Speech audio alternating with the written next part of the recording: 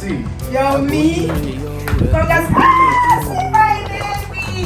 Aigbe. How are you? I got this whole joy go. How are you? How are you? Say hello to mommy. Yeah, kiss mommy. Kiss mommy. Yeah, kiss her. This is an invitation. Oh God. Thank you, congratulations once again.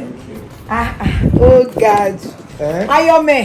Yomi. Oh God, your meat streets. Yes, sir. It's not easy to own a street. I want to be like you.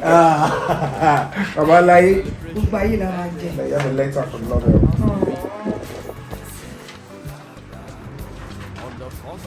Let your mercy, Aigbe. Veteran, veteran. Tell me, John, the one.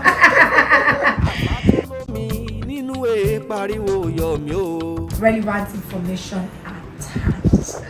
I can do it. We have a car we give for you. Car. Nobel. Package. Events. Goodbye. Yes, bro. Akorede mi. Oh yeah, come and greet me, Bobani. Come and go. Badanino. Hey, the baby me.